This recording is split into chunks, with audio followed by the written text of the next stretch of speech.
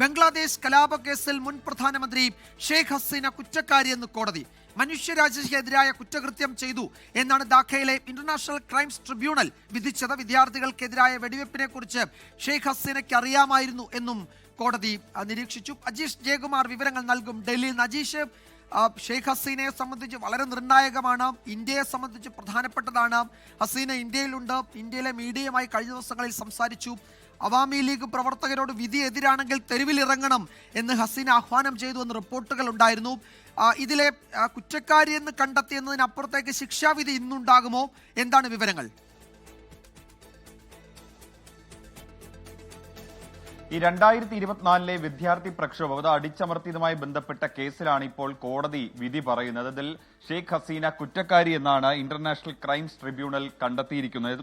മുൻ പ്രധാനമന്ത്രി ഷെയ്ഖ് ഹസീന മനുഷ്യത്വത്തിനെതിരായ കുറ്റകൃത്യം ചെയ്തുവെന്ന് കോടതി നിരീക്ഷിച്ചു. ബംഗ്ലാദേശ് നിയമപ്രകാരമാണ് ഇത്തരത്തിലൊരു കുറ്റകൃത്യം ചെയ്തുവെന്ന് കണ്ടെത്തിയത്. കൂടാതെ വിദ്യാർത്ഥികൾക്കെതിരായ വെടിവയ്പ്പിനെ കുറിച്ച് ഹസീനയ്ക്ക് ബോധ്യമുണ്ടായിരുന്നു. വിചാരണ മാത്രമല്ല മാരകായുധങ്ങൾ ഈ പ്രതിഷേധക്കാർക്ക് നേരെ ഉപയോഗിച്ചുവെന്നും മനുഷ്യത്വരഹിതമായിട്ടുള്ള നടപടികളാണ് അക്കാലത്ത് സർക്കാർ എടുത്തതെന്നും കോടതി നിരീക്ഷിക്കുകയുണ്ടായി. എന്തായാലും ശിക്ഷാവിധി ഇന്നുണ്ടാകുമോ എന്നുള്ള കാര്യത്തിൽ വ്യക്തമല്ല. എന്തായാലും ഹീനകൃത്യങ്ങൾക്ക് പിന്നിലെ മുഖ്യ സൂത്രധാര ഷെയ്ഖ് ഹസീന എന്നാണ് പ്രോസിക്യൂഷൻ വാദിച്ചിട്ടുള്ളത്. ഈ വിചാരണ കാലയളവിൽ ഒന്നും ഷെയ്ഖ് ഹസീന ബംഗ്ലാദേശ് കോടതിക്ക് മുന്നിൽ ഹാജരായിരുന്നില്ല. ഇന്ത്യയിലായിരുന്നു ഷെയ്ഖ് ഹസീന ഇക്കാലയളവിലൊക്കെ ഉള്ളത്. കഴിഞ്ഞ ദിവസം ഹസീനയുടെ ഒരു പ്രതികരണവും വന്നിരുന്നു. കങ്കാരു സർക്കാരിന്റെ കീഴിലുള്ള കോടതിയുടെ വിധി എന്നാണ് ഈ വിധി പ്രസ്താവത്തെക്കുറിച്ച് പറഞ്ഞത്. ഇതിന് പിന്നാലെ ഈ അവാമി ലീഗ് ഇപ്പോൾ ബംഗ്ലാദേശിൽ നിരോധിക്കപ്പെട്ട പാർട്ടിയാണ്. ആ ലീഗ് പ്രവർത്തകർ നവംബർ 10 മുതൽ തന്നെ ബംഗ്ലാദേശിൽ വലിയ അക്രമങ്ങളാണ് അഴിച്ചുവിട്ടത്. പല പൊതു സ്ഥാപനങ്ങളും തീവെക്കുകയും കൊള്ളിവെക്കുകയും ചെയ്തു. മാത്രമല്ല നിലവിലെ ഇടക്കാല പ്രധാനമന്ത്രി മുഹമ്മദ് യൂനിസ് സ്ഥാപിച്ച ഗ്രാമീൺ ബാങ്ക് പല സ്ഥലങ്ങളിലും അതും തീവെക്കുകയും ചെയ്തു. അങ്ങനെ വലിയ പ്രക്ഷോഭങ്ങളാണ് ബംഗ്ലാദേശിൽ വീണ്ടും ഉടലെടുത്തത്.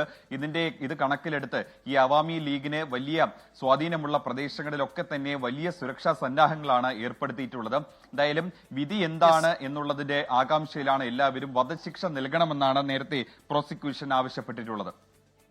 Master mind and principal architect എന്നാണ് ഷെയ്ഖ് ഹസീനയെ കുറിച്ച് ഈ ജഡ്ജ്മെന്റിൽ പറയുന്നത്.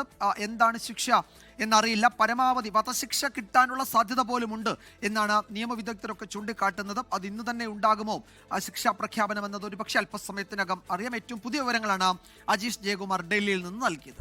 ലോകത്തെവിടെയായാലും ഏത് സമയത്തും 24 വാർത്തകളും ഓഗ്മെന്റഡ് റിയാലിറ്റി പാക്കേജുകളും എക്സ്പ്ലെയിനറുകളും വിശദമായി കാണാൻ ഞങ്ങളുടെ യൂട്യൂബ് ചാനൽ നിങ്ങൾക്ക് സബ്സ്ക്രൈബ് ചെയ്യാം.